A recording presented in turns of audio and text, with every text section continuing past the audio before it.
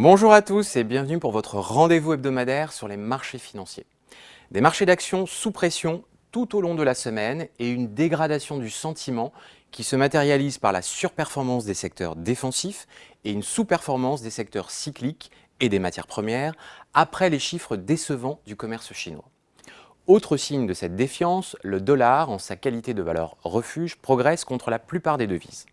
En toile de fond, des chiffres qui illustrent cette semaine le ralentissement de l'économie européenne, alors que la persistance des pressions inflationnistes aux États-Unis renforce les craintes sur les taux.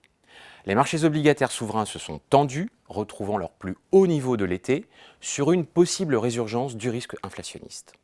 Les annonces de réduction de production de la Russie et de l'Arabie saoudite ont d'ailleurs propulsé le pétrole au-dessus de 90 $ le baril. Enfin, le chiffre de l'indice ISM américain des services, montrant une accélération de l'activité mais aussi une hausse des prix intrants, a également contribué à cette dynamique.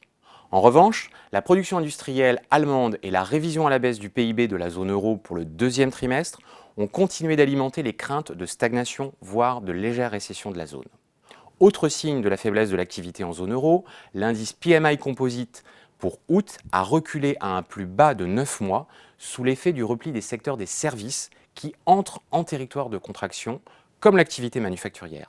L'Allemagne, le Royaume-Uni et la France voient désormais leurs activités de services se replier sous l'effet d'une demande moindre. Le ralentissement des services est également perceptible en Chine, où l'indice d'activité Caixin a progressé à son plus faible rythme en 8 mois, illustrant le peu d'impact des mesures de soutien mises en place par Pékin à ce stade.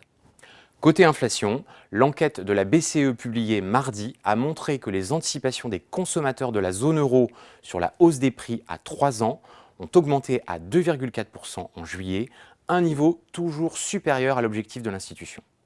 La semaine prochaine, évidemment, la réunion de politique monétaire de la BCE pourrait provoquer de la volatilité, les avis sur une possible hausse supplémentaire de 25 points de base étant très partagés. Bon week-end à tous et à la semaine prochaine.